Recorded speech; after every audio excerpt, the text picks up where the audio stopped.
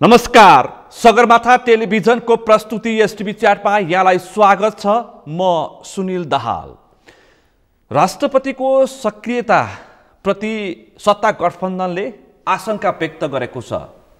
संसदमा प्रस्तुत भएका विधेयकमाथि राष्ट्रिय सवाल जोडिएको भन्दै राष्ट्रपति विद्यादेवी भण्डारीले पूर्व सैनिक प्रमुखहरूसँगै अन्य पक्षहरूसँग र विज्ञहरूसँग छलफल गरिसके पछाडि यसप्रति प्रमुख प्रतिपक्षले राष्ट्रपति र राष्ट्रिय सभा मार्फत राजनीति गर्न खोज्यो भनेर कडा टिप्पणी गरेको छ। अहिले सबैको विषय यसप्रति निकै चासोको विषय बनेको छ र प्रमुख प्रतिपक्षले राष्ट्रपतिलाई राजनीतिक भूमिकामा प्रस्तुत गर्न खोज्यो भन्ने आरोप पनि लगाइएको छ। यसप्रति प्रमुख प्रतिपक्षको धारणा के छ? नागरिकता विधेयक यति किन पेचिलो बन्दैछ र यसप्रति सबैको राष्ट्रिय सहमतिको आवश्यकता पर्छ कि पर्दैन? अहिले जनचासोको र विज्ञहरूको यसप्रति पनि धारणा सार्वजनिक भइरहेका छन्। सँगै सङ्क्रमणकालीन मुद्दाको विषय पनि अहिले उठान भएको छ। विदेशीहरूको र कूटनीतिज्ञहरूको निकै चासोको विषय बनेको छ। उनीहरू राजनीतिक दलका नेताहरूको घर दैलोमा गएर छलफल गरिरहेका छन्। यो द्वन्द्वसँग नेकपा माओवादीको 10 वर्षको द्वन्द्वसँग जोडिएको मुद्दा पनि हो। मङ्सिर 4 को निर्वाचन, सङ्घ र प्रदेशको निर्वाचन सबैको चासोको विषय बनेको छ। दललाई मङ्सिर 4 को सङ्घ र प्रदेशको निर्वाचन लागिसकेको छ। आन्तरिक तयारीमा सत्ता गठबन्धन कार्यदल नै बनाएर सत्ता गठबन्धन सत्ता समीकरणमा लागि परेको छ भने प्रमुख प्रतिपक्ष पनि आफ्नो रणनीति बनाउँदैछ। आज हामी यिनी समसामयिक विषयवस्तुमा बढी केन्द्रित रहेर छलफल गर्दैछौँ। आजको यो छलफलमा मसँग सहभागी हुनुहुन्छ नेकपा एमालेका स्थायी कमिटी सदस्य अग्नि खरेल। यहाँलाई स्वागत छ। हस्, धन्यवाद। आराम हुनुहुन्छ? ठिक छ। अब तपाईँहरू चाहिँ अब निर्वाचन केन्द्रित पार्टीको छलफलमा लाग्नुभयो। छलफल पोलिट ब्युरो बैठक जारी छैन, हिजो सिद्धियो भनेपछि यसपछि स्थायी समिति, केन्द्रीय कमिटी, अब केन्द्रीय कमिटी आजबाट केन्द्रीय कमिटी। छलफल कसरी अगाडि बढिरहेको छ? म छलफल यहीँबाट प्रारम्भ गर्छु। तपाईँसँग मेरो धेरै प्रश्न छ आज। अब हामी खास गरिकन आउन गइरहेको मङ्सिर 4 गतिको निर्वाचन र निर्वाचन केन्द्रित योजनाका साथ स्थायी समिति, पोलिट ब्युरो र केन्द्रीय कमिटीको बैठक हुँदैछ र त्यस पछाडि फेरि पनि निर्वाचन परिचालनको निम्ति केन्द्रीय कमिटीमा पार्टी अध्यक्षको नेतृत्वमा बनेको समिति छ। त्यसको पनि बैठक 12 गते सकेपछि सम्भवतः निर्वाचन अगाडि हाम्रा बैठकहरू, अन्तिम बैठकहरू यिनै हुनेछन्, केही सचिवालयका बैठकहरू बाहेक। त्यसपछि पूर्ण रूपमा नेकपा एमाले निर्वाचन केन्द्रित कार्यक्रममा होमिन्छ र मङ्सिर 4 को सङ्घ र प्रदेश 165 र 330 मा कसरी आफू अनुकूलको नतिजा निकाल्ने भनेर प्रयासमा लाग्छ है त? पार्टीले आफ्ना योजनाहरू बनाउँछ, घोषणापत्र बनाउने लगायतका कुराहरू छन्। त्यसै गरिकन उम्मेदवारहरूको फिक्स गर्ने कुराहरू छन्। निर्वाचनको तयारीका अन्य विषयवस्तुहरू छन्। ती विषयवस्तुहरूमा जुन जुन समितिहरू क्रियाशील हुनुपर्ने त्यतातिर क्रियाशील हुन्छन्। तलका कमिटीहरू आफ्ना निर्वाचन क्षेत्रमा क्रियाशील हुन्छन् र जनताको बिचमा जाने व्यापक कार्यक्रमलाई पार्टीले अगाडि लान्छ। अहिले पनि हामी आम रूपमा अरू पार्टीहरूभन्दा हाम्रोमा पार्टी प्रवेशको कार्यक्रम ज्यादातर भइरहेको छ। आकर्षण अहिले पनि ज्यादा छ, किनभने यसको पछाडि एउटा कारण पनि हुँदो रहेछ। गठबन्धन गर्ने भनिसके पछाडि 365 दिनमा 364 दिन चाहिँ आफ्नो पार्टीको निम्ति गर्ने, एक दिन चाहिँ मतदानको निम्ति अन्त मतदान गर भन्दा मान्छे सजिलै तयार भएको देखिँदैन। यद्यपि यो गठबन्धनले विचार गर्ने कुरा हो। मान्छेहरूको मनोविज्ञान त्यो किन छ भने 364 दिन त तपाईँले एउटा चिज पढाउनु भयो नि त। यो झन्डा हो हाम्रो सिद्धान्त यो, हाम्रो दर्शन यो, हाम्रो विचार यो पार्टीमा लाग्नुको वैचारिक राजनीतिक कारण यो हुन्। यसले यसरी देश दुनियाँलाई बदल्छ भनेर पढायौँ नि त हामीले। अनि भोट दिने एउटा दिन आउँछ, त्यस दिन चाहिँ होइन हामीले त गठबन्धन यो ठाउँमा गऱ्यौँ, त्यसो भन्दा यो ठाउँमा मतदान गर भन्दा त्यो 364 दिन पढाएको पाठ चाहिँ उसले बिर्सिनु पर्ने भयो। त्यसैले मान्छेहरू अहिले होइन त्यसै गर्छ भनेदेखि त त्यही ठाउँमा रहनु किन पर्यो? अन्त जाँदा के फरक पर्यो? उसले भन्दा पार्टीले भन्दाखेरि हुन्छ भने मैले आफूले चोइस गरेको उम्मेदवारलाई भोट हाल्दा के हुन्छ? जब पार्टीले मैले मानेको पार्टीलाई मैले मतदान गर्न पाउँदिनँ भने मैले चोइस गरेको पार्टीलाई किन मान्छेलाई किन नजाने?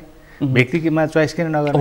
यो अहिले सोच्न थाले र मतदाता फेरि अलि बढी सचेत पनि भए, अलि जागरुक पनि भए र यो ठाउँ खास गरिकन राजनीतिको केन्द्र भागमा गइएन भने या राजनीतिको केन्द्र भागलाई ठिक बनाइएन भने परिवर्तन असम्भव छ या हाम्रा चाहनाहरू पुरा हुन असम्भव छ भन्ने ढङ्गले पनि मतदाताले हेर्न थाले, नागरिकहरू जागरुक हुन थाले। यो सही कुरा हो। फेरि मुलुकको मूल नीतिको नेतृत्व जसले गर्छ सिधा नागरिक त्यतातर्फ आजभोलि केन्द्रित हुन थालेका छन् र अत्यन्तै सचेत हुन थालेका छन्। त्यो सचेतनता, नागरिक सचेतनता चाहिँ मलाई किन राम्रो लाग्छ भने बाहिर बसेर मान्छेलाई सत्तो सराप गर्नुभन्दा सामाजिक सञ्जालमा कुनै घटनाको बारेमा कुनै चिज आउँदाखेरि, कुनै विकासको बारेमा या कुनै नीतिको बारे कुनै आउँदाखेरि भरमार नेगेटिभ प्रतिक्रिया दिनुभन्दा बरु राजनीतिको केन्द्र भागमा आएर मै परिवर्तन गर्छु भन्नतिर लागेको के फरक पर्यो? त्यो राम्रो हो नि। नेगेटिभ प्रतिक्रिया जन्माएर समाजलाई विषाक्त बनाउनु भन्दा त मै जान्छु मै सपार्छु भन्नेतर्फ मान्छे जान्छन् भने त्यसले के फरक पर्यो? मङ्सिर 4 को निर्वाचनमा ठाउँको ठाउँ ठिक पार्छु। त्यसैले अहिले नागरिकहरूले जुन ढङ्गले सोचिरहेका देख्छु म कुनै न कुनै ढङ्गले, त्यसलाई हामीले सकारात्मक रूपले लिनुपर्छ र म चाहिँ सकारात्मक छु त्यसमा। किनभने युवाहरूको ठुलो पङ्क्ति चाहिँ एक ढङ्गले भन्यो भने नकारात्मक टिप्पणी गरेर बाहिर बसिराखेका हुन्थ्यो। तपाईँ सामाजिक सञ्जालको प्रयोगमा तपाईँले हेर्नु त्यो देखिरहन्छ। प्रतिक्रियाहरू तँलाई यसो हेर्नुहोस् त ठुलो सङ्ख्यामा। तर त्यो चिजलाई अहिले होइन, हामीले यसलाई यसो गरेर हुँदैन, बदल्नको निम्ति आफू नै लाग्नुपर्छ। सक्न त कति सक्छन् मान्छेले, त्यो आफ्नो कुरा, मैदानमा आफै उत्रिनुपर्छ। त्यो भावनाले काम गरिरहेको छ। यसको पछाडि अब राजनीतिक दलहरूले हामीले सम्बोधन गर्ने कुराहरूमा कति चिजहरूमा त्यहाँ कमी कमजोरी भएका होलान्, उनीहरूलाई हेर्ने कुराहरूमा, उनीहरूले हेर्ने नजरियाहरूमा पनि हाम्रा कतिपय कुराहरू तलमाथि भएका होलान्। दलको कमजोरी कति रहेका छन्, ती पनि दोषी हुन सक्छन्। त्यसैले हामीले आफैले पनि दलमा लागेका मान्छेहरूले, पार्टीका नेता नेतृत्वहरूले, नीति बनाउने ठाउँमा बसेका मान्छेहरूले ती चिजहरूलाई पनि हामीले हेर्नुपर्छ। त्यसो हुँदाखेरि मात्रै हामी त्यो एउटा ठुलो पङ्क्तिलाई सकारात्मक दिशातर्फ लान सक्छौँ र हाम्रो दायित्व हो त्यो चाहिँ। अहिले युवाको एउटै माग छ, बारम्बार व्यवस्था परिवर्तन गऱ्यौँ, अवस्था परिवर्तन हुन सकेन। न यो देशका झन्डै 3 करोड नेपाली नागरिकको अवस्था परिवर्तन भयो, न यो देशको आर्थिक समृद्धि नै परिवर्तन हुन सक्यो। अलिकति धेरैको चासो यो देखिन्छ युवाहरूमा। त्यसकारण यही एजेन्डा बोकेर उनीहरू खुलमखुल्ला स्वतन्त्र भएर मैदानमा उत्रिरहेका छन्। अस्ति वैशाख 30 को स्थानीय तहको निर्वाचन पनि झल्कियो। अहिले त सङ्गठित रूपमै 165 सङ्घमा 330 प्रदेशमा प्रतिस्पर्धा गर्छौँ भनेर सङ्गठित हुँदैछन्। त्यसलाई म नकारात्मक रूपमा लिन, खालि कति मात्रै हो भने व्यवस्था बदलियो, व्यवस्था बदल्ने पनि नेता यिनै हुन्, पार्टी यिनै हुन्, उहाँहरूले त्यो कुरा बुझ्नुपर्छ। अरू कसैले गरे होइन, आकाशबाट गरे होइन। यही व्यवस्था बदल्नको निम्ति मान्छे वर्षौँ जेल बसेका छन्, वर्षौँ त्याग गरेका छन्, विचारको निम्ति, दर्शनको निम्ति, समाज बदल्नको निम्ति, परिवर्तन गर्नको निम्ति त्यो योगदान गर्ने त यिनै मान्छे हुन्। अरू आकाशबाट फलेको होइन, अन्तबाट आएको पनि होइन। एक दोस्रो कुरो, अवस्थामा परिवर्तन नभएको पनि होइन, तर आशातीत परिवर्तन भएन भन्ने चाहिँ होला। अवस्थामा परिवर्तन भएन, यस अपेक्षित परिवर्तन भएन भन्ने कुरालाई एग्री गर्न सकिएला। त्यो अपेक्षामा पुग्ने कोसिस उनीहरूको पनि, दलहरूको पनि जारी छ। दलहरूले त्यो कुरा उठाएका पनि छन्, आफ्ना घोषणापत्रको माध्यमबाट गरेका पनि छन्। हाम्रै कुरा गर्नुहुन्छ भने त त्यही प्रश्नमा हामी जवाफ दिउँला न। तर कति हो भन्दा त्यसका बावजुद पनि अपेक्षित परिणाम जब आइपुग्दैन या आशातीत प्रतिफल मान्छेले प्राप्त गर्दैन, प्रश्न त उठाउनु पाइयो नि त। तर यस सँगसँगै एउटा जान्नुपर्ने, बुझ्नुपर्ने कुरा के हो भने हामीले स्थापित गरेको व्यवस्था भनेको त सङ्घीय लोकतान्त्रिक गणतन्त्रात्मक व्यवस्था हो। यो संसदीय शासन प्रणाली हो, यो दलीय प्रणाली हो, दलीय व्यवस्था हो। दलीय व्यवस्था भएको हुनाले यसका निश्चित मूल्य, मान्यता र सिद्धान्तहरू छन्। यो प्रणाली चल्ने कुराहरूमा पनि त्यो प्रणाली चल्नको निम्ति एकाध मान्छेहरूको उपस्थितिले मात्रै यो प्रणालीले केही पनि फरक पर्दैन। त्यसैले यसले नकारात्मक पनि लिनु पर्दैन। तर दल कसरी चल्छ, दलका विशेषताहरू के रहन्छन्, संसद कसरी चल्छ, संसदका बहुमत अल्मतका कुराहरू हुन्छन्, संसदमा कानुन बनाउने कुरा हुन्छन्, नीतिमा परिवर्तन गर्ने कुरा हुन्छन्। एकाध मान्छेलाई नीतिमा परिवर्तन गर्न विचार पोख्न सक्लान्। नीतिमा परिवर्तन ल्याउने गरिकन मत त्यहाँ जाहेर गर्न त सक्दैन, किनभने उनीसँग त्यो मत रहँदैन। त्यसैले तर यति हुँदाहुँदै पनि उनीहरूले बाहिर जेसुरी भेन्टिलेट गर्न खोजिरहेका छन्। खास गरिकन अवस्थाको आशातीत परिवर्तन गर्ने भन्ने जुन शब्दको तपाईँले कोइन गर्नुभयो, त्यो आशातीत परिवर्तन गर्नको निम्ति उहाँहरूले उठाएका कुराहरू जायज छन् भने त्यसलाई हामीले जायज भन्दै के बिग्रियो र? दलले पनि त्यो कुराहरूलाई स्वीकार गरेर के बिग्रियो र? तर एकजना व्यक्तिले यत्रो चिजहरूलाई परिवर्तन गर्न सक्दैन जसरी दलहरूले सक्छन्। किनभने दलीय व्यवस्था हो, संसदीय शासन प्रतिस्पर्धात्मक व्यवस्था, दलीय व्यवस्था। त्यसैले दलीय व्यवस्थामा दलै खडा गरेर म प्रतिस्पर्धा आउँछु, सो मच द बेटर भन्नुहोस्। आइरहेछन्, तपाईँ कुन सिद्धान्तमा आधारित हुनुहुन्छ, तपाईँको पछाडिको दर्शन के हो, तपाईँले बोकेको फिलोसफी के हो, तपाईँले समाज परिवर्तन गर्दा तपाईँले अवलम्बन गर्ने नीतिहरू के हुन्, तपाईँका कार्यक्रमहरू के हुन्, जनताले त सबै हेर्छ नि त अहिले त। हेर्छ दलले गर्न सकेनन् भन्दा एउटा व्यक्तिले गर्न सक्छ कि सक्दैन, अथवा व्यक्तिले गर्न सक्छु भनौँ, सक्छ कि सक्दैन, परीक्षण गर्ने, हेर्ने, हेरिरहेका छन् नि त अहिले देशव्यापी रूपमा हेरिरहेका छैनन् र त्यसैले मलाई के लाग्छ भने उठेका चिजहरूलाई, लोकतन्त्रमा उठेका चिजहरूलाई सम्मानपूर्वक हेर्नुपर्छ, त्यसलाई दमित गर्ने होइन, आउन दिनुपर्छ। आइसके पछाडि त्यसको परिणाम पनि आउन थाल्छ। परिणाम राम्रो आयो ठिकै गर्यो, परिणाम राम्रो आउन सकेन होइन नि, यसले होइन नि त। यत्रो दलीय व्यवस्था तपाईँ सयौँ वर्षको अभ्यासबाट आएको यो व्यवस्था यतिकै त आएको होइन नि त। लोकतान्त्रिक व्यवस्था यतिकै त आएको होइन नि त। यो अनेकौँ परीक्षणबाट गुज्रेर यो ठाउँमा आइपुगेको छ। अनेकौँ मुलुकहरूले अनेकौँ परीक्षण गरेका छन्, हामी पनि अनेकौँ परीक्षणहरू गर्दैछौँ। हिजो हामीले संसदीय शासन प्रणाली भन्यो, 47 सालमा जे भन्यौँ भन्न त संसदीय शासन प्रणाली नै भन्यौँ नि, तर 8-10 वर्षका प्रतिस्पर्धा 8-10 वर्षका बिचमा जे चिजहरूको प्रतिफल नेगेटिभ देख्यो त्यसलाई फेरि संविधान बनाउँदा संविधानबाट हामीले केही कुराहरूमा करेक्सन गऱ्यौँ, केही चिजहरूलाई हामीले आफ्नो अनुकूलतामा बदल्यौँ र यसरी जाउँ भनेर भन्यौँ। त्यसरी जाँदाखेरि पनि त्यसका पनि कतिपय बिखराबीहरू दुष्परिणामहरू देखिरहेका छन् भन्दा एउटा सिस्टम परीक्षण भएर अगाडि जान वर्षौँ लागेका उदाहरणहरू छन् र यति हुँदाहुँदै पनि दल विशेषले मात्रै दलीय प्रणालीले अगाडि लान सक्छ। एकदमै सान्दर्भिक प्रश्नमा किन उठाउँछु भन्दाखेरि अहिले युवाहरूले जुन सामाजिक सञ्जालदेखि सञ्जालसँग जोडेका विभिन्न माध्यमहरू मार्फत पहिलो समाजबाट इमान्दार सक्षम नेतृत्व खोजौँ जो स्वतन्त्र होस्। दोस्रो उनीहरूले दलभित्रका पनि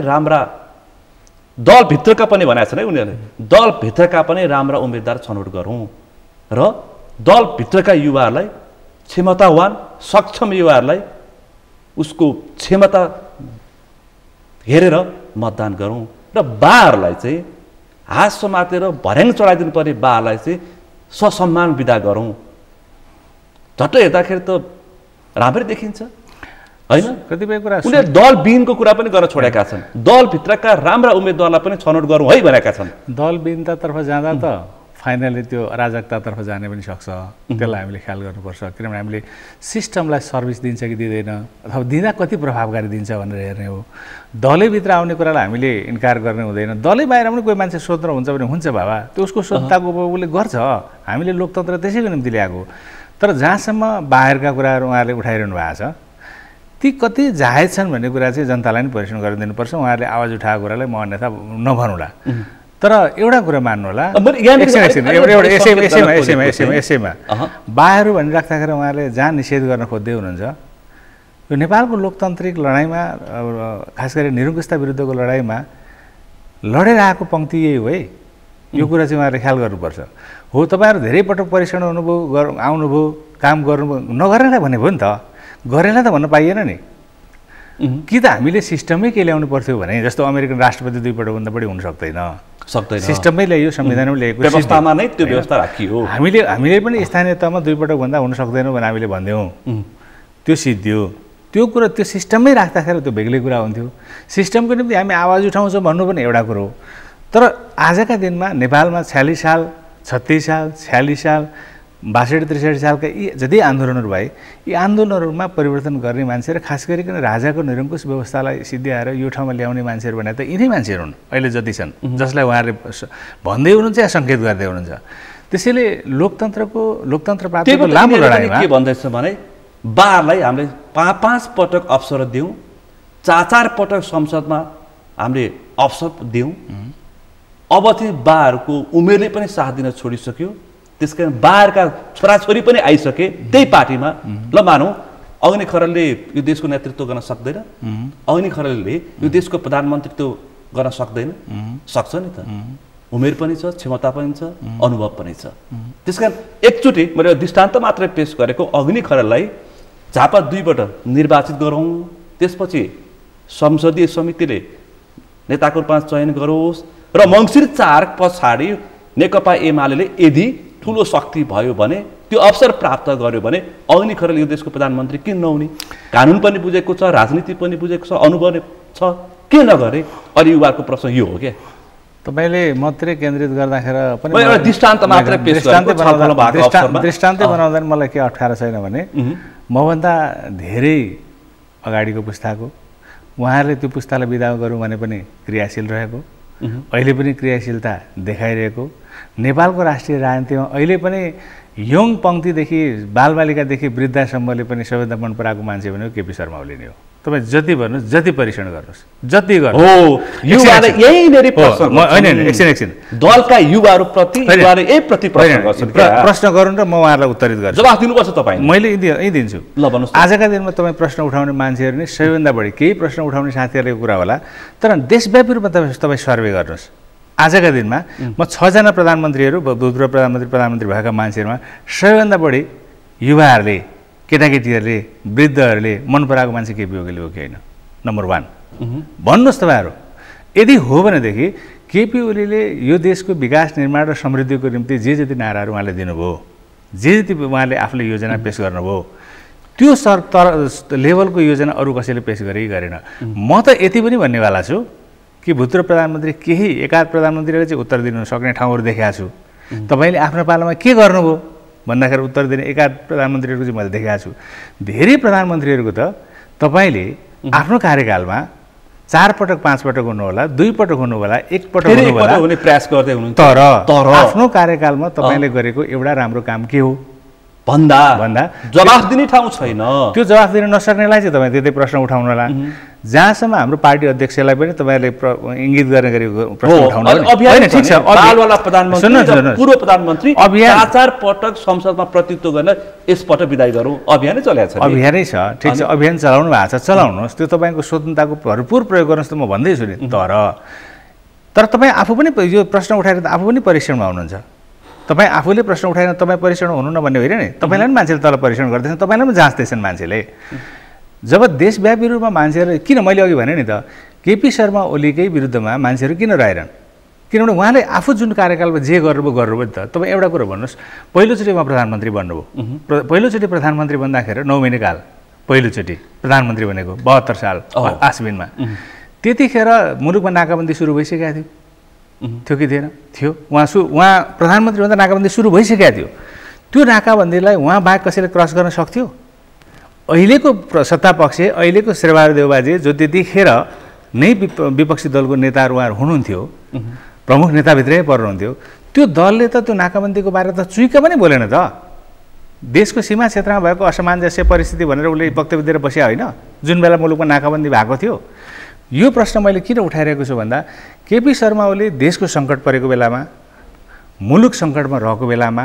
या मुलुक अप्ठ्यारामा परेको बेलामा उभिने नेता हो एउटा राष्ट्रवादी छवि बनाएको नेता हो मुलुकका राष्ट्रिय समस्यामा जुधिरहेको एउटा नेता हो देशको विकास समृद्धिको बारेमा उसले अनेकौँ सपना मात्रै देखाएन त्यो कुरालाई कार्यान्वयन गर्ने बाटोमा गएको मान्छे पनि हो भनेपछि युवा साथीहरूलाई मेरो प्रश्न कति मात्रै हो भने तपाईँ आइडेन्टिफाई गरेर भन्नुहोस् न भन्दाखेरि एक लमसम सबैले तपाईँले भन्ने होइन अर्को कुरा नेपालको निरङ्कुशता विरुद्ध आन्दोलनमा त 14-15 वर्ष जेल बसेर आएको मान्छे हो त्यो परिवर्तनको निम्ति योगदान गरेकै मान्छे हो सस्तो कुरो गरेर त भएन नि त त्यही त उनीहरूले 2 पटक मुलुकको प्रधानमन्त्री 3 पटक अथवा 4 पटक देशको सङ्घीय संसदमा प्रतिनिधित्व अब पुग्यो अब त्यो ठाउँमा त्यो दलका अर्को युवा सक्षमलाई पनि साथ दियो भन्ने अहिलेको बहसको विषय बनेको छ यसमा मेरो विनम्र आग्रह के हो भने तपाईँहरू त्यो आग्रह राख्न पाउनुहुन्छ तपाईँहरू त्यो भन्न नि पाउनुहुन्छ परीक्षण जनताले गर्ने हो जनताले परीक्षण गर्दा तपाईँले नि भनेको रिजल्ट ल्यायो भने तपाईँको कुरा सही रहेछ भनौँला होइन भने त्यो कुरो गलत सिद्ध हुनेवाला छ तपाईँहरूले आइडेन्टिफाई गर्दाखेरि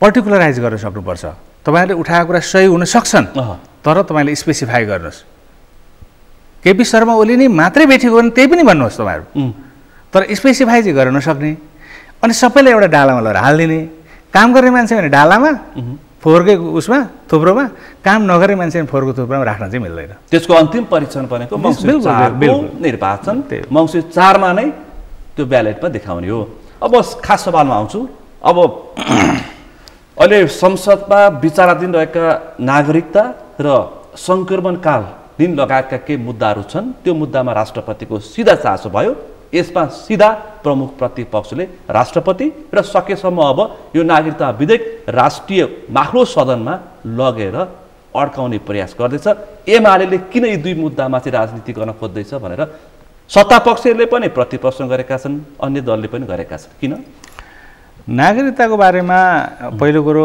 राष्ट्रपतिजीले जे गर्नु भएको छ गर्नुहुन्छ त्यो राष्ट्रपतिको कुरा हो त्यसमा प्रमुख प्रतिपक्षी दल नेकपा एमालेलाई जोडेर अनि राष्ट्रपतिज्यू चाहिँ पहिला त्यही दलको नेता हुनुहुन्थ्यो भन्ने आधारमा जोड्ने कामहरू नगरियोस् यसले राष्ट्रपति पद त्यसको मर्यादा त्यसको गरिमा अलिकति तलमाथि गर्छ र त्यो काम चाहिँ नगरियोस् भन्ने मेरो विनम्र आग्रह हो। यो दलको तर्फबाट आग्रह हो र हामी राष्ट्रपतिलाई यसरी जोड्न पनि चाहँदैनौँ। 1 नम्बर 1 राष्ट्रपतिज्यूले जे गर्नुहुन्छ त्यो उहाँले आफूले गर्ने कुरा हो। हाम्रो दलले जे काम गर्छ, नेकपा एमाले संसदीय दलले जे गर्छ, एमाले जे दृष्टिकोण बनाउँछ त्यो एमालेको कुरा हो। एमाले त्यसप्रति जवाफदेही हुन्छ, आन्सरेबल छ र उसले जवाफ दिन्छ। नागरिकता विधेयकको बारेमा जम्मा नेकपा एमाले उठाएको एउटा प्रश्न मात्रै हो, त्यो भनेको वैवाहिक अङ्गीकृत नागरिकताको अवधि कति रहने। यो प्रश्न बाहेक अन्य प्रश्नहरूमाथि हाम्रा सामान्य खालका उयोहरू छन्, त्यसमा धेरै विवाद पनि छैन, धेरै विवाद भएको पनि छैन। खास गरी गैर आवासीय नेपालीहरूलाई नागरिकता दिने कुरा संविधानमा लेखिया छ। त्यो संविधानमा लेख्दाखेरि त्यसलाई मेहनतपूर्वक ती शब्दहरू क्वाइन गर्ने एउटा मान्छे म पनि हो, त्यसको आर्किटेक्ट केही साथीहरू मध्येको। त्यसलाई कानुन नबनाइकन त्यो हुनेवाला थिएन, त्यसैले त्यो कानुन बन्न जरुरी थियो, त्यसमा कुनै विवाद छैन। अर्को भनेको जन्मसिद्धका सन्तानहरूले, पूर्व सन्तानहरूले, जेठा सन्तानहरूले, पछिल्ला सन्तानलाई पनि समस्या छैन संविधानअनुसार। किनभने संविधानमा लेखिएको के छ भन्दा निजको जन्म हुँदाका बखत निजका बाबुआमा नेपालका नागरिक रहेछन् भन्ने शब्द छ। निज भन्नाले नागरिकता प्राप्त गर्न चाहने व्यक्ति निजको जन्म हुँदाका बखत निजका बाबुआमा नेपालका नागरिक रहेछन् भने 63 सालमा नागरिकता पाए, जन्मसिद्ध नागरिकता पाए। त्यसबेला त्यो जन्मसिद्ध नागरिकता बाबुआमाले पाउनुभन्दा अगाडि सन्तान जन्मिएको थियो, मान्नुहोस् न 60 सालमा थियो। अहिले 79 सालमा त 19 वर्ष पुग्यो, 18-16 वर्ष पुगेपछि त मान्छेले त नागरिकता पाउने स्थिति त बन्यो एकातर्फ। अर्कोतर्फ त्यो मान्छेले नागरिकता नपाउने स्थिति बन्यो, किनभने निजको जन्म हुँदाका बखत निजको बाबुआमा नेपालको नागरिक रहेछन् भने भन्दा त निज चाहिँ 60 सालमा जन्म्यो, बाबुआमा चाहिँ 63 सालमा नागरिकता पाए, त्यसले त समाउने भयो, अर्थात् नागरिक नहुने भए।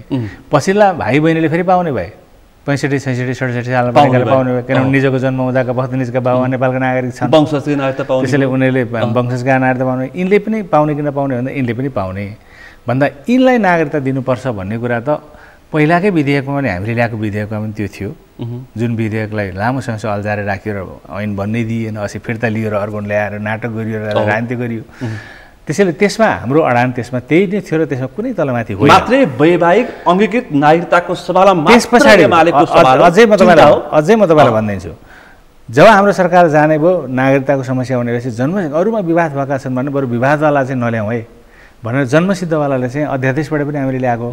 त्यही भन्नुहुन्छ अहिले बालकृष्ण खान ठिक छ त, तत्कालीन प्रधानमन्त्री केपी शर्मा ओलीको अध्यादेश राष्ट्रपति महोदयले अध्ययन गर्नु भयो कि भएन भनेर प्रतिप्रश्न गर्नुहुन्छ बालकृष्ण खान गृहमन्त्रीजीले एउटा कुरा अध्ययन गर्नु भएन, उहाँले भन्नु त भयो, तर त्यो राज्य व्यवस्था समितिमा सहमति भएको 7 वर्षीय क्लजवाला उहाँले अध्ययन गर्नु भएन।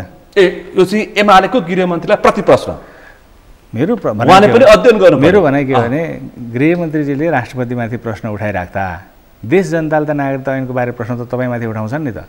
तपाईँलाई के पर्यो, के दुःख पर्यो राज्य व्यवस्था समितिमा 7 वर्षीय क्लज कुनै विदेशी महिलाले नेपाली पुरुषसँग विवाह गर्छिन् भने त्यस्तो अवस्थामा 7 वर्ष कुलिङ पिरियड राख्नुपर्छ।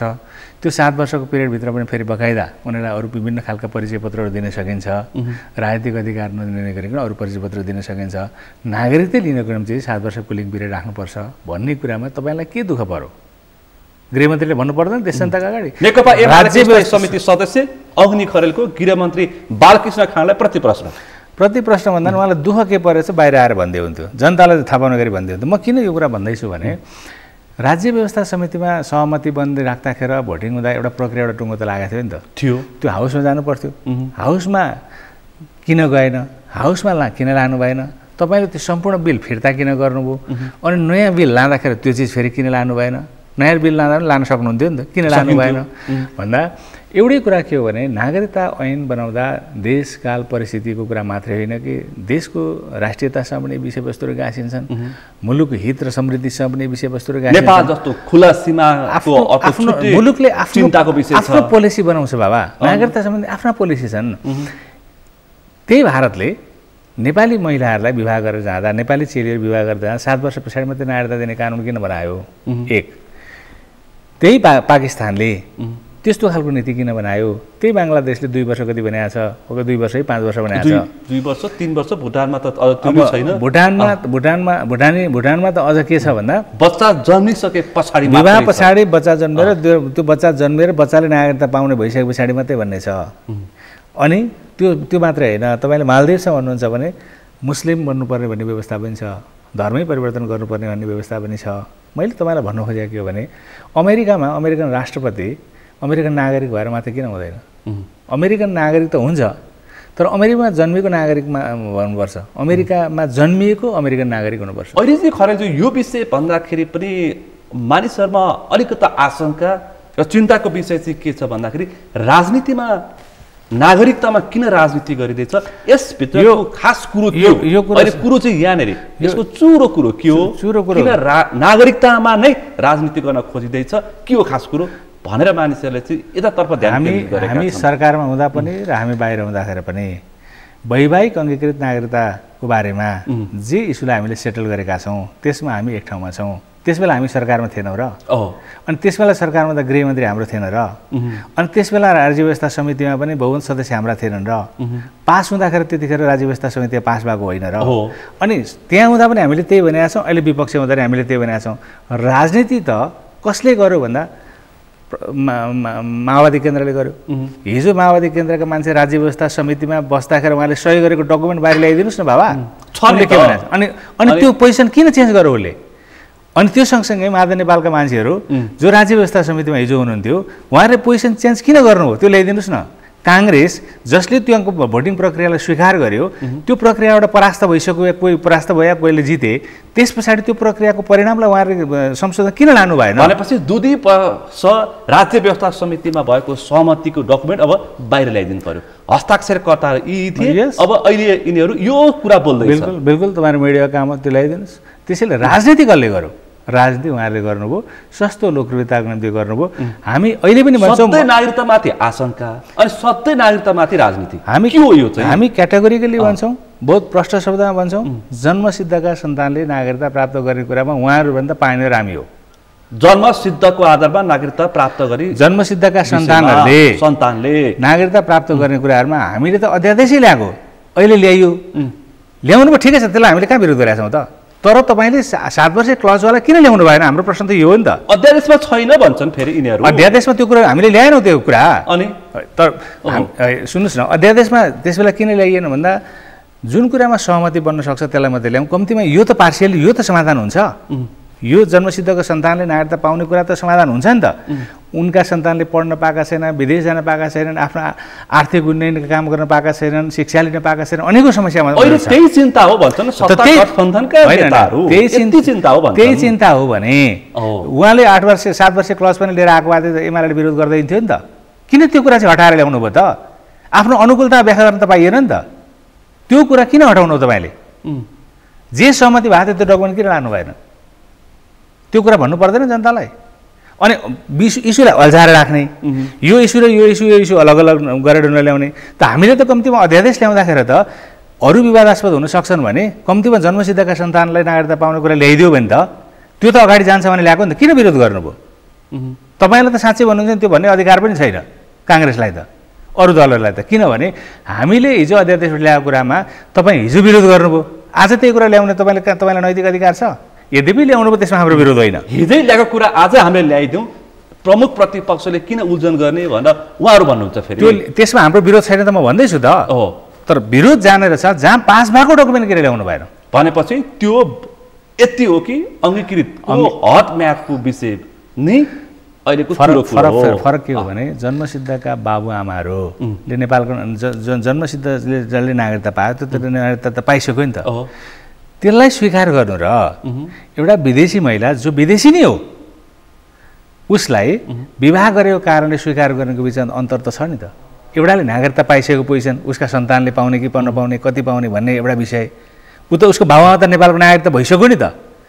त्यसलाई त्यही प्यारामिटरमा तपाईँले चाहिँ एउटा विदेशी महिला जसको नागरिकता विदेशी नै हो, जो विदेशी नै हो, त्यसलाई एउटै प्यारामिटर मानिसहरूले यति भनेका छन् नागरिकता दिएर नेपाली नागरिक बनाउने होइन, नेपाली नागरिकलाई नागरिकता दिएर नागरिक बनाउने हो। अनि आम मानिसको चिन्ता यति छ। ठिक छ, त्यसैले त दलले राजनीति गर्नु भएन भनेर जनताले त्यसैले त जन्मसिद्ध नेपाली नागरिक भइसकेको उसका सन्तानलाई जहाँ समस्या छ त्यो हल गर्नु स्वाभाविक हो। तर वैवाहिक अङ्गीकृतहरूको हकमा हामीले हिजो कुनै गल्ती गरेका छौँ भने त्यसलाई करेक्सन गर्नुपर्छ, हिजो बेठी गरेका छौँ भने त्यसलाई करेक्सन गर्नुपर्छ भन्ने मान्यताकै आधारमा राखेको होइन। राष्ट्रपतिको यो सक्रियता पूर्व जर्नलिस्टसँगको भेला छ, त्योसँगै अब कानुन विज्ञहरूसँग छ, कानुन मन्त्रीसँग छ, महाधिवक्तासँग छलफल भइरहेछ। यो राष्ट्रपति यति धेरै चिन्तित हुनुको पछाडि हिजो माझ नेपाल के भन्दै हुन्थ्यो भने राष्ट्रपतिको यो अवस्था ठिक छैन, उहाँ गडबडी गर्न खोज्दै हुनुहुन्छ, हामी आशंकित भएका छौँ, तपाईँहरू गम्भीर हुनुहोस् है भनेर हिजो सार्वजनिक कार्यक्रम बोल्दै हुन्थ्यो माधव कुमार नेपाल। प्रचण्ड त्यसै भन्दै हुनुहुन्छ। के गर्न खोजेको हो त राष्ट्रपतिले? सक्रिय राजनीतिमा अथवा केही व्यवस्थामा परिवर्तन गर्न खोजेको हो त के हो यो चाहिँ? प्रचण्डजीलाई त यो वैवाहिक अङ्गीकृत नागरिकता नदिलान् भन्ने यति पिरोलो भएको छ। किन प्रचण्डलाई चाहिँ? खोइ किन भएको थाहा छैन। अस्ति इन्डिया जानुभएको थियो, त्यस पछाडि उहाँ एकदम रन्केर आउनु भएको छ।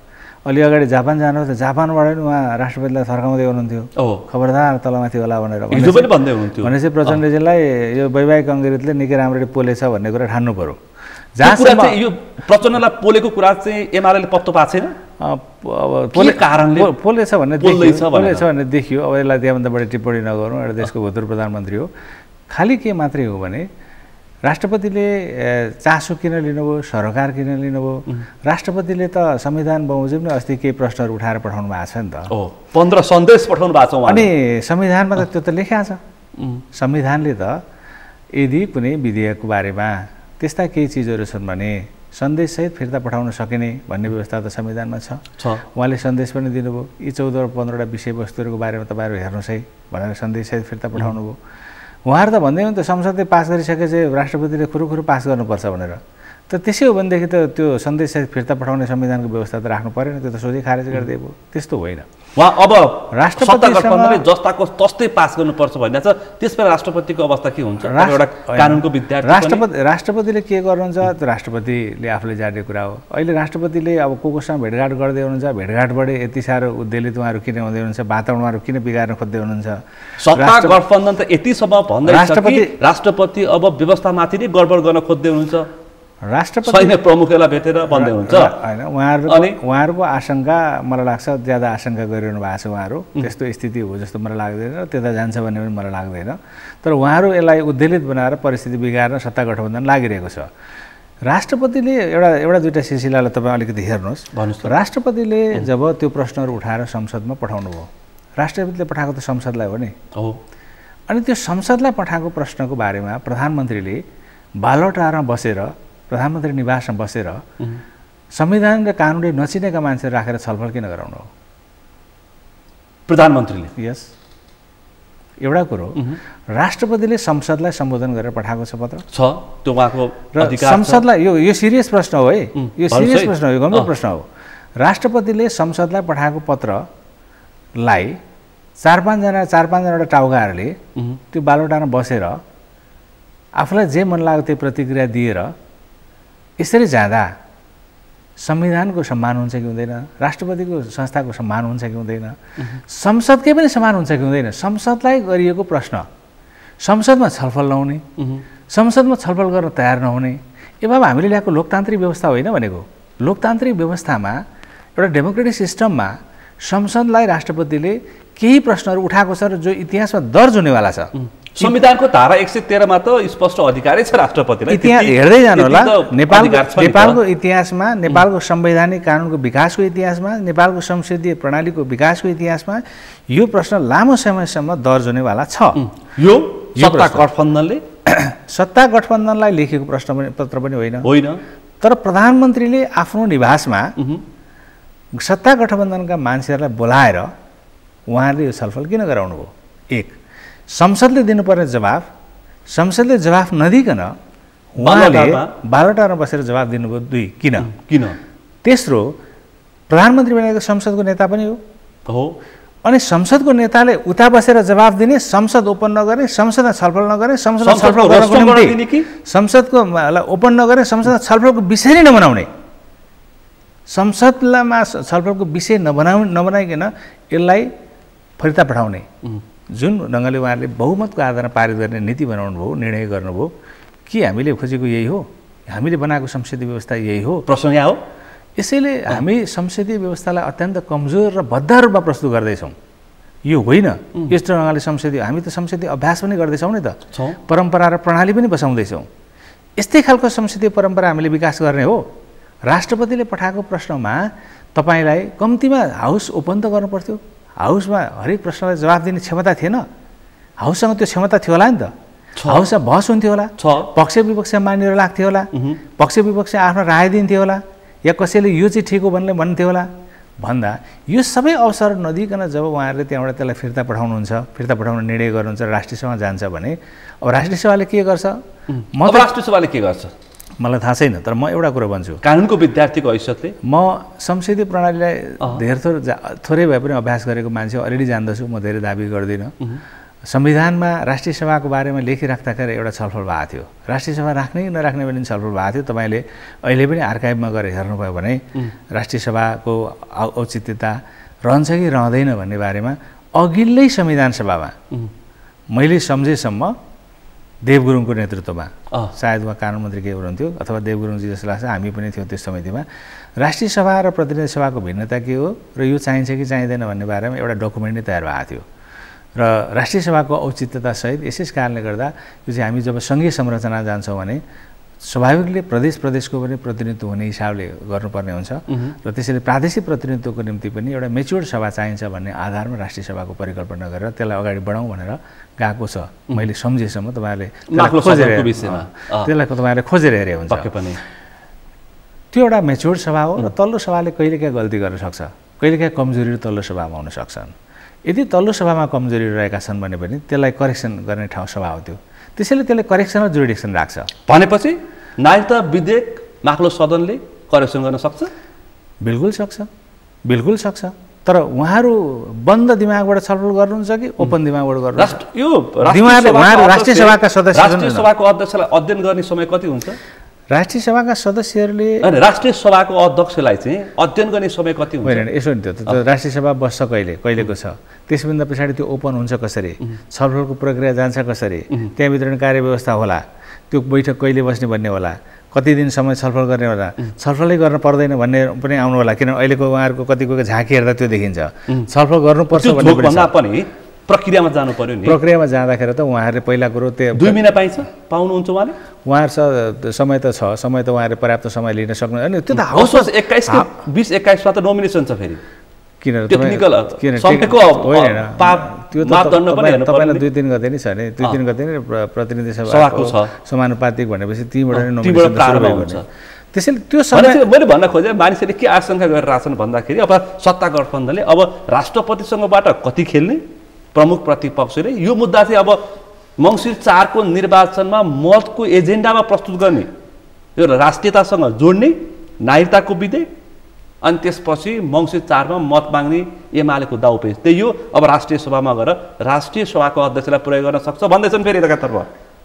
अनि प्रयोग गर्ने बानी भएका मान्छेहरूले प्रयोग गर्छन्, त्यो बेग्लै कुरा हो। म राष्ट्रिय सभाको अध्यक्ष पनि एउटा कम्पिटेन्ट अफिसर अथोरिटी हो त्यहाँको, र त्यो संविधानले परिकल्पना गरेको एउटा छुट्टै संस्था त्यो हो। त्यसैले त्यो संस्थाको परिकल्पना गरेर त्यो एउटा मेच्योर्ड सभाको रूपमा राखिएको पनि हो, त्यो परिपक्व सभा हो, परिपक्व मान्छेहरू रहने सभा हो। यसैले यसले गरेका गल्तीहरू त्यसले करेक्सन गर्छ भन्ने मान्यताका आधारमा त्यो सभाको परिकल्पना त्यसैले गर्नुपर्छ। किनभने तलबका गल्तीहरूलाई कन्टिन्युटी दिनको निम्ति त्यो सभा बने होइन।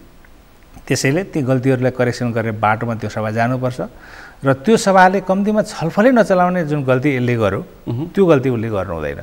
छलफल चलाउँदाखेरि छलफलको परिणाम जे आउला फेरि त्यो कुरा त पर्खे हो नि, त्यो त आफ्नो ठाउँमा छ।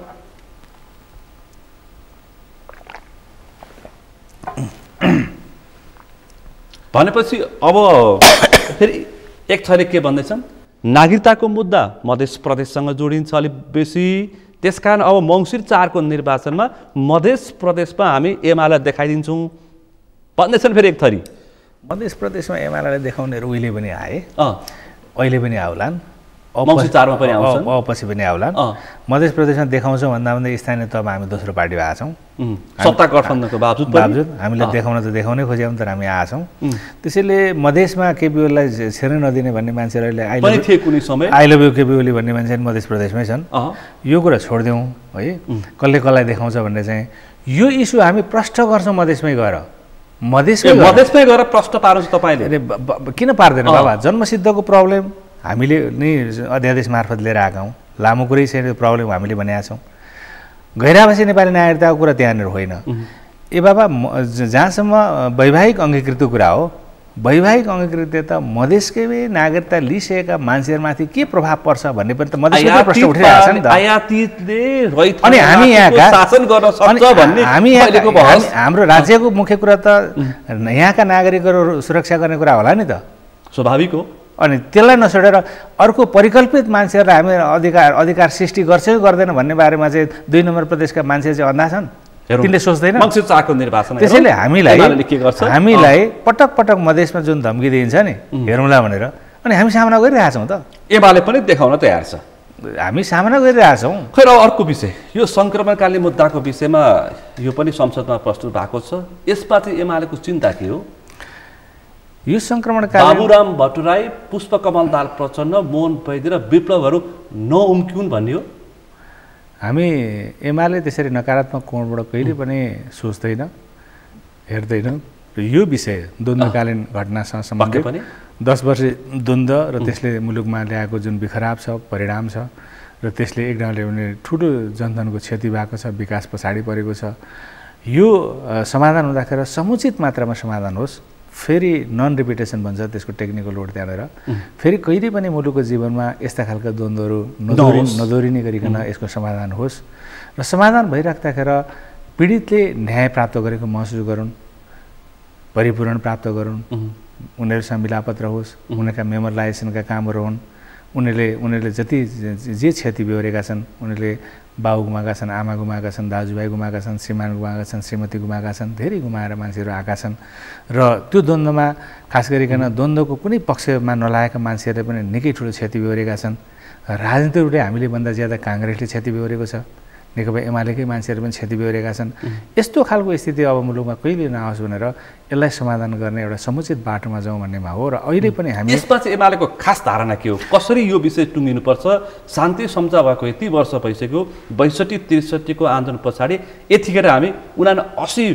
सालमा छौँ अझै पनि शान्ति प्रक्रियाले निष्कर्ष प्राप्त गर्न सकेको छैन अब यो संसदमा पेश भएको छ एमाले खास रोल के खेल्छ ठ्याक्कै एमाले एकदमै चासोको विषय छ यो इस्युमा एमाले ज्यादातर सरकारमा हुँदा पनि माओवादी केन्द्र र खास गरिकन नेपाली कङ्ग्रेस तपाईँहरूले अलि बढी यसमा साझा दृष्टिकोण बनाउनुहोस् तपाईँहरूले बनाएको साझा दृष्टिकोणमा हाम्रो पनि दृष्टिकोण मिल्न सक्छ तर यो स्थायी समाधानको बाटोमा जाउँ स्थायी समाधानको बाटोमा जाँदा एउटा कुरा ख्याल गरौँ दुनियाँले यसलाई हेरेको छ र दुनियाँमा विश्वले चासो राखेको छ सङ्क्रमणकालीन न्याय को बारेमा विभिन्न खालका दृष्टिकोणहरू होलान् यसका बारेमा पनि विभिन्न जुरिस्प्रुडेन्सहरू डेभलप भएका पनि होलान् यो फौजदारी न्याय प्रणाली नै भनेर यसलाई त्यसरी त्यो रूपमा पनि लिँदैन र लिनु पनि हुँदैन यो ट्रान्जिसनल जस्टिस सिस्टमभित्र जे चिज अटाउँछन् त्यो कुरा अटाउँ जे चिज अटाउँदैन त्यो कुरा नअटाउँ तर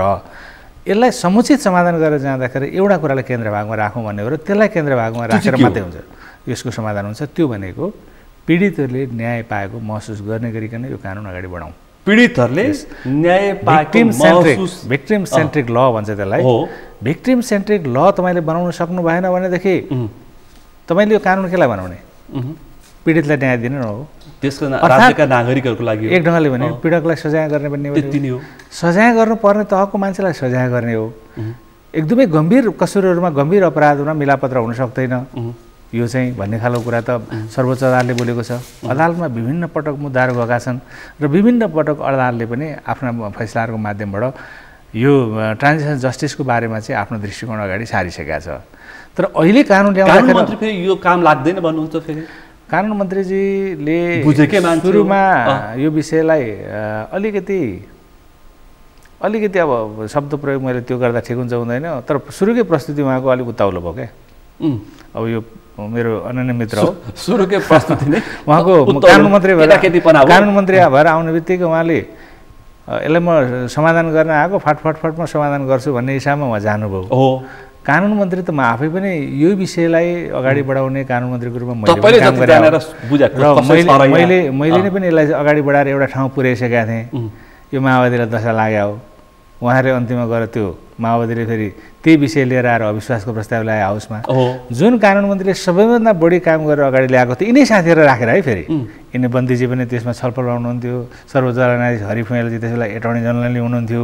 उहाँहरू सबैलाई आएर भिक्टिमहरूलाई पनि राखेर एक ढङ्गले पनि राज्यका विभिन्न पक्ष त्यसलाई संलग्न भएका पक्षहरूलाई पनि राखेर सेना प्रहरीलाई पनि राखेर छलफल गरेर राज्यका निकायलाई राखेर छलफल गरेर एउटा ठाउँ पुर्याइएको थियो। त्यसबेला प्रचण्डजीले नै यसलाई अलिकति पछाडि छलफल गरौँ भनेर उहाँले नै अलिकति ब्याक गर्नुभयो, केही समय लिउँ भनेर भन्नुभयो। ठिक छ भनेर भन्यो। पछाडि गएर ड्याङ्गे सरकारको विरुद्ध उहाँहरू चाहिँ अविश्वास प्रस्तावमा आउनुभयो।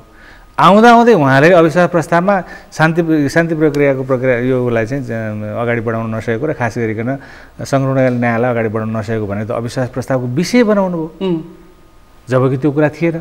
अनि पछि हामीले हाउसमा त्यो कुरा उठाइसके पछाडि फेरि प्रचण्डजीले त्यहीँ बोल्दा भन्नु होइन, कानुन मन्त्रीजीलाई मैले त्यस्तो भन्न खोजेँ होइन, उहाँले मेहनत त गर्नुभएको थियो तर परिणाम त आउन सकेन नि भन्न खोजेको मैले। परिणाम नआएको अब स्थिति त अहिले के भयो भन्दा कानुन मन्त्रीको रूपमा बन्दीजी आउनुभयो, विषयसँग अलिकति परगेलेको अलिकति लागेकै साथी पनि हो, नलागेको पनि होइन।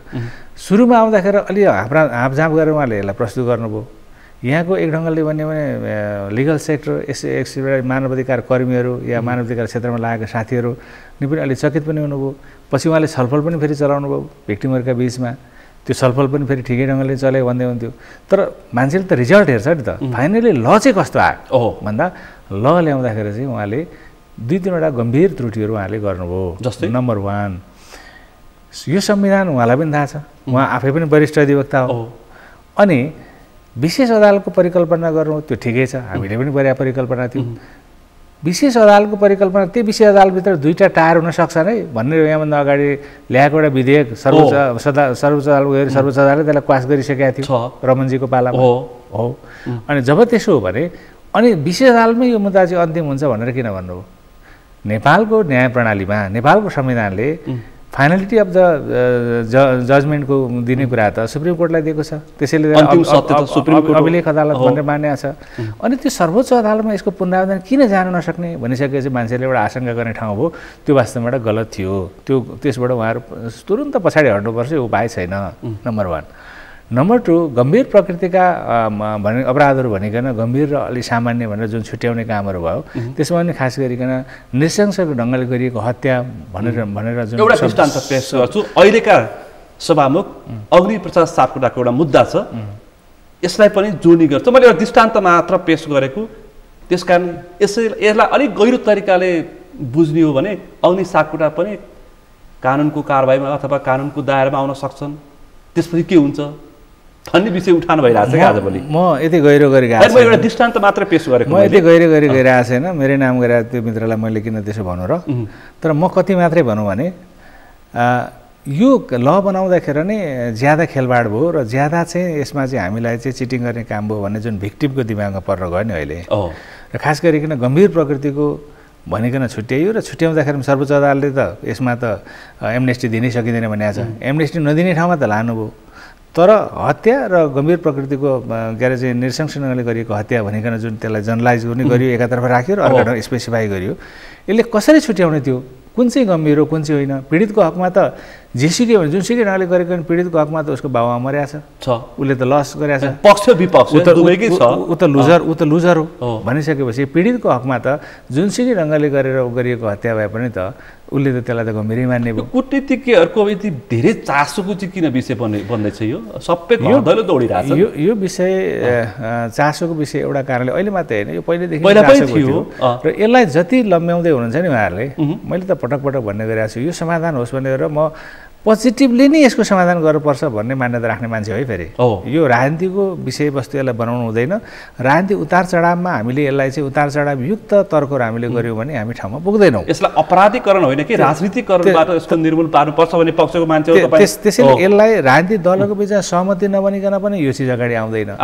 तर अहिले उहाँहरूले यत्रो विधेयक अगाडि ल्याउँदा प्रमुख एमालेको भनाइ छलफल गर्नुपर्छ कि पर्दैन प्रतिपक्षी दलसँग उहाँहरूले छलफल गर्नु भएन या छलफल उपयुक्त ढङ्गले छलफल गरेर त्यसमा अनेकौँ कुराहरू दलले आफ्नो राख्थ्यो होला उहाँलाई बाहेक गरेर यो छलफल अगाडि लान खोज्नुको अर्थ त सोझै के बुझियो भन्दा एमाले बाहेकका शक्तिहरू मिलेर गर्न खोजेको देखियो सम्भव छ त गरे भयो नि त बहुमत छ त गरे भयो नि त तर त्यो कानुन उहाँले बनाउनु भयो पेलेरिरहनु भयो फटाफट छलफल पनि गराउनु भएन नागरिकता विधेयक जस्तै समितिमा पनि लानु भएन लानु भएन नलानुहोस् पास गर्नुहोस् त्यसले काम गर्छ गर्थ्यो भने अनि पहिलाको विधेयकले किन गरेन त पहिला पनि त थियो त कानुन नभएको र अहिले त उहाँले संशोधन विधेयक नै ल्याएको यो सम्बन्धी ऐन त पहिल्यै थियो त फेरि उहाँहरू के भन्नुहुन्छ एक थरी एनजिओ कर्मीहरू यो खाना पल्केका छन् यसलाई थाती राखेर खाइरहन्छन् भन्नुहुन्छ फेरि माओवादीको नेता देवगुरुले ती बसेर त्यही भन्न जानुभएको छ अब यो चाहिँ के हो भने यो अन्तर्राष्ट्रिय जगतले पनि चासो र सरकार किन दिएको छ भन्दा यसमा मानवाधिकारका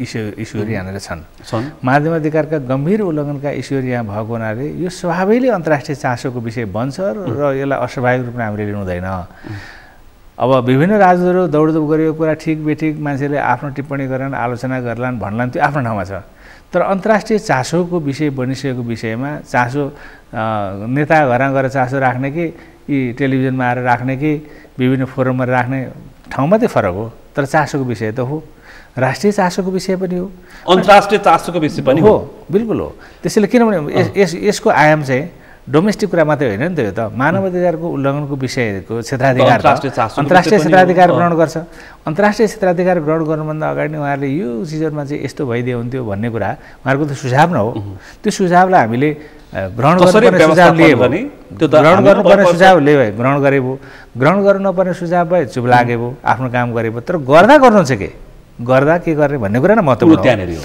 गर्दाखेरि तपाईँ यो कानुनलाई एप्रोप्रिएट बनाउनुहुन्छ खास गरिकन पीडितहरूको मैत्री कानुन बनाउनुहुन्छ पीडितहरूले पनि सुझाव लिएर कानुन बनाउनुहुन्छ र उनीहरू पनि यसमा सन्तुष्ट हुन्छन् स्वाभाविक रूपले त्यो सन्तुष्टिको बाटोमा जान्छ यो ज्यादा नेगोसिएसन गरेर छलफल चलाएर राजनीतिक दलका बिचमा छलफल चलाएर एउटा ठाउँमा ल्याउनु पर्ने हो एउटा कुरा के हो भन्दा त्यत्रा विधि केसहरू छन् ती सबै केसहरू चाहिँ अदालतमा गएर टुङ्गो लाग्ने कि हुन् कि होइनन् भन्दा म आफै पनि के मान्यता राख्छु भने सबै केसलाई लिएर गएर अदालतमा गएर टुङ्गो लगाएर लाग्ने स्थिति छैन त्यतातिर जाने पनि होइन तर त्यसभित्र परिपूर्णमा जाने क्षमादानमा जाने मिलापत्र गर्ने मोबिलाइजेसन गर्ने विभिन्न खालको सहमतिहरू गरेर ती सहमतिहरूको माध्यमबाट उनीहरूलाई सन्तुष्ट गर्ने अनेकौँ उपायहरू छन् नि त यसका अनेकौँ टुल्स र अनेकौँ इन्स्ट्रुमेन्टहरू यसभित्र छन् भनेपछि यसलाई फास्ट ट्र्याकमा सम्बोधन होइन कि यसलाई गहिरो तरिकाले छलफल गरेर टुङ्ग्याउनु पर्छ यसलाई टुङ्ग्याउनु पर्छ अब अर्को विषयवस्तुमा अब मङ्सिर 4 मा तपाईँ झापा 2बाट प्रतिस्पर्धा गर्ने होइन तयारी गर्नु भएको छ मैले आफ्नो चासो सरोकार र इच्छा साथीहरूको बिचमा व्यक्त गरेका छु अरू साथीहरूले पनि आफ्ना विचारहरू व्यक्त अग्नि खरेल झापा 2बाट प्रतिस्पर्धा गर्ने मङ्सिर 4 मा मैले आफ्नो इच्छा व्यक्त गरेका छु चासो व्यक्त गरेका छु जनता के भन्छ त्यही ठाउँमा गएर बसेका छु त्यहीका मेरो पहिलेदेखि घर बसोबास झापै हो खालि ओरा गौरा थियो भनेदेखि अहिले बिर्तामोडमा गएर बसेका छु त्यति मात्रै हो जनता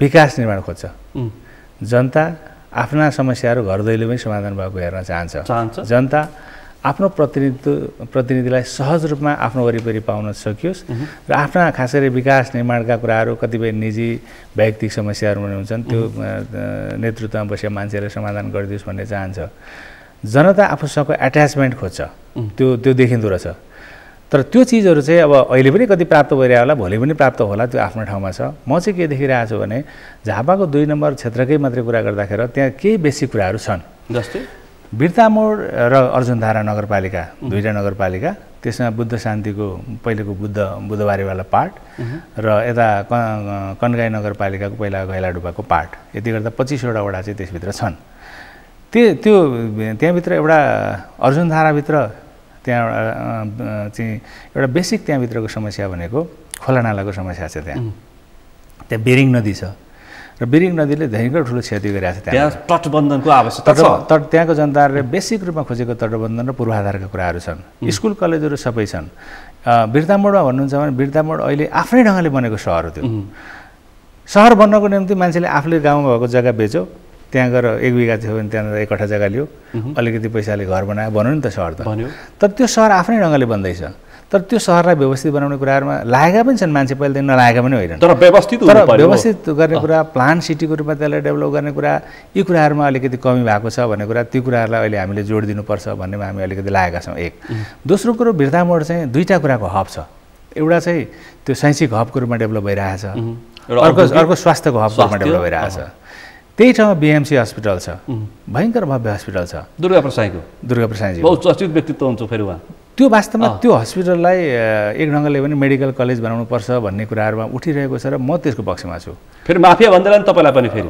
भन्छन् भने त्यसलाई म जवाफ दिन्छु एउटा कुरा के हो भने ल मलाई भन्नुहोस् न त नेपाल राज्यभित्र त्यति लगानी गरेर त्यत्रो इन्फ्रास्ट्रक्चर बनाएर प्राइभेट सेक्टरले बनाएर मेडिकल कलेजको दाबी गरेको कुन चिज छ अर्को त्यो सातै प्रदेशमा मेडिकल कलेज गर्न कानुनै छ होइन सरकारले त प्राइभेट सेक्टरबाट त्यत्रो लगानी गरेर बनाएको र त्यति विधि एडभान्स टेक्नोलोजी त्यो ठाउँमा ल्याइरहेको छ हिजोसम्म सबै मान्छेहरू उपचारको निम्ति इन्डिया जान्थे सिलिगुडी जान्थे सिलिगुडी जाने प्रक्रिया सम्पूर्ण रूपमा रोकिएको छ उताका यता आउँछन् र त्यहाँ एडभान्स टेक्नोलोजीको प्रयोग भएको छ भन्दा त्यो त्यत्रो इन्फ्रास्ट्रक्चर छ भनेदेखि सरकारले हेर्नु पर्दैन युनिभर्सिटीले हेर्नु पर्दैन त्यो कुरा भनेपछि अग्नि खरेल बिएमसीलाई मेडिकल कलेज बाबा पर्छ भन्ने पक्षमा तपाईँ एउटा कुरो मान्नुहोस् बिएमसीलाई तपाईँ मेडिकल कलेजको रूपमा तपाईँ डेभलप गर्नु भने कस्तोलाई चाहिँ गर्नुहुन्छ त भन्दै भयो नि त यस्तो चाहिँ इन्फ्रास्ट्रक्चर भएकोलाई सबै चिजहरू त्यहाँनिर छन् माग गरेका छ लगानी भएको छ भयङ्करै लगानी गरेका छन् अनि त्यो चिजलाई तपाईँले अगाडि बढाउनु पर्दैन त्यो उसको कुरा मात्रै तपाईँ सुन्नुहोस् अरू पनि छन् त्यहाँ गिरिराजमणि पोखरेल अनि त्यसपछि हाम्रो एकजना गिरिजी हुनुहुन्छ उहाँलाई यी 4-5जनालाई सोध्नुपर्छ कुरो त्यहाँ अड्किया छ त्यता गएर अड्किए होइन अरू पनि छन् त्यहाँनिर जस्तो ती मनमोहन अस्पताल छ सामुदायिक अस्पतालको डेभलप भएको छ अरूतिर सिटी अस्पतालको रूपमा अर्को डेभलप भएको छ त्यो अञ्जली हस्पिटल भन्ने छ त्यहाँ अनि तलतिर सबभन्दा राम्रो आँखाको अस्पताल छ जो मेची अस्पतालको रूपमा अलि तलतिर भद्रपुरमा रहेको छ भन्दा त्यो ठाउँमा चाहिँ वास्तवमा एक ढङ्गले भने अग्नि खरेलले निर्वाचित हुने अवसर प्राप्त भयो भने यसको समस्या हल गर्छ अग्नि खरेल यी चिजहरूलाई हामीले एउटा शैक्षिक हबको रूपमा डेभलप गर्ने ठाउँहरू पनि बनाउनुपर्छ र बन्दै पनि छ त्यो मैले इमिडिएट गरेर बन्ने होइन त्यो बन्दै गरेको चिजलाई त्यसलाई वास्तवमा चाहिँ डेभलप गरेर लाने हो यसलाई म जोड्छु कि अब सत्ता गठबन्धन छ सक्नुहुन्छ जित्न सत्ता गठबन्धन ठाउँ एमाले ठिक पार्छ भनेर 6, 7, 8 हुन लागिसके अब त वामदेवदेखि बाबुरामसम्म जम्मा भइसकेका छन् त्यहाँ सत्ता गठबन्धन छ स्थानीय तहको निर्वाचनमा पनि हामीले सत्ता गठबन्धन त्यहाँ हेरेकै हो अर्जुन धारा पनि हेऱ्यो बुद्ध शान्ति पनि हेरेकै हो यहाँनिर उसमा पनि बिर्तामोडमा पनि हेरेकै हो र हामी त्योसँग नेकपा एमाले राम्रो ढङ्गले नेकपा एमालेका नेता कार्यकर्ताहरू सामना गरेर अगाडि आएका हुन् हामीले त्यसलाई सामना मजाले गर्न सक्छौँ सत्ता गठबन्धनको आवश्यकता र औचित्य देशलाई किन पर्यो या परेन भन्ने कुरा पनि हामी राम्ररी गर्छौँ त ठिक छ एक्लै आउनु न त त्यसो भए मङ्सिर 4 मा तपाईँ जवाफ दिन तयार हुनुहुन्छ बिल्कुल हामी त्यसलाई जवाफ दिन्छौँ जनताले त्यसलाई जवाफ दिन्छन् नेकपा एमालेका नेता कार्यकर्ताले त्यसलाई जवाफ दिन्छन् किनभने सत्ता गठबन्धन के को निम्ति र यसको औचित्यता के हो भन्ने कुरो उनीहरूले सिद्ध गर्नुपर्छ हस् त समय सकिएको छ फेरि पनि म कुरा गर्छु निर्वाचन अगावै किनकि तपाईँ नेकपा एमालेको स्थायी समिति सदस्य प्रतिस्पर्धी तपाईँले अब पार्टीले टिकट बाँडफाँड गरिसकेपछि फेरि पनि छलफलको अवसर प्राप्त हुन्छ होला अहिलेको लागि यो समय र समाजलाई आभार व्यक्त गर्न चाहन्छु हस् धन्यवाद आज हामीले विशेष गरी समसामयिक विषयवस्तु नागरिकता सङ्क्रमणकालीनको यो अहिलेको जुन प्रस्तुत भएका विधेयक लगायतका अहिलेका चासोको विषयमा र मङ्सिर 4 को निर्वाचनमा केन्द्रित भएर छलफल गऱ्यौँ आजको छलफलमा मसँग सहभागी हुनुहुन्थ्यो नेकपा एमालेका स्थायी समिति सदस्य अग्नि खरेल आजको विषय प्रसङ्ग यति नै भोलिहरूको विषय प्रसङ्गका साथ एसटिभी च्याटले उनी बाछा गर्दै म सुनिल दाहाल पनि बिदा चाहन्छु सगरमाथा टेलिभिजन हेर्दै गर्नुहोला नमस्कार